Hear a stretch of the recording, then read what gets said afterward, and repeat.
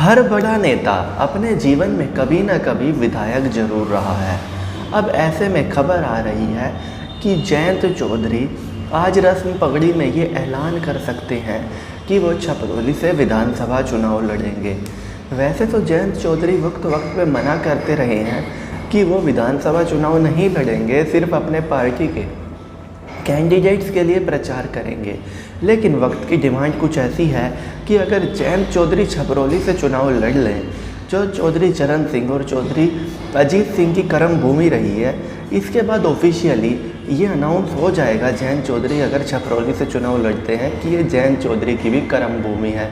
और अगर वो विधानसभा का चुनाव लड़ेंगे तो पार्टी को मजबूती भी मिलेगी, पार्टी के कार्यकर्ताओं का मनोबल भी बढ़ेगा।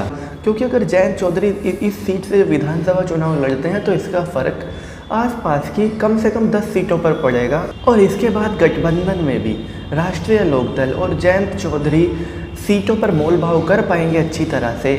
और अगर जयंत चौधरी खुद ऐलान कर दे कि वो छपरौली से लड़ेंगे तो फिर अखिलेश यादव को मजबूरी में 40-45 सीटें राष्ट्रीय लोकदल को ज़रूर देनी होगी।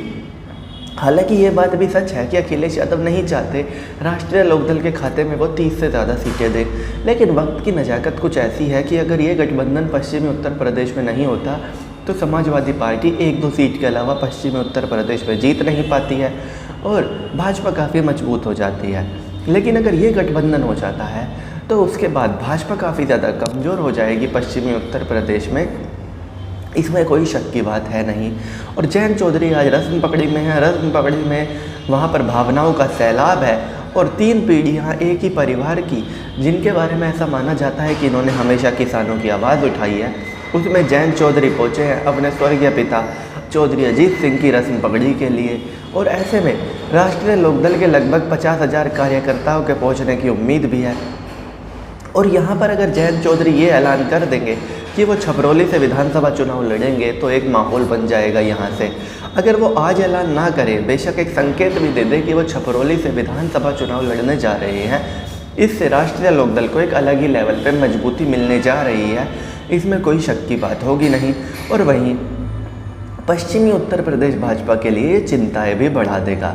वैसे तो छपरौली की सीट 2017 में भी राष्ट्रीय लोकदल नहीं जीती थी, लेकिन जो इनके विधायक थे उनको ऐसा माना जाता है कि वो भाजपा में शामिल हो गए थे, या यूँ कह लीजिए कि भाजपा ने इनके विधायक को खरीद लिया था जब राज्यसभा की वोटिंग हो रही थी। तो शायद ही जयंत चौधरी अब किसी और पर भरोसा करे कि अगर कहीं राष्ट्रीय लोकदल कम सीटें भी जीतती है तो ऐसे में कम से कम इतना तो होगा कि जयंत चौधरी विधानसभा में होंगे किसानों की आवाज़ उठाने के लिए।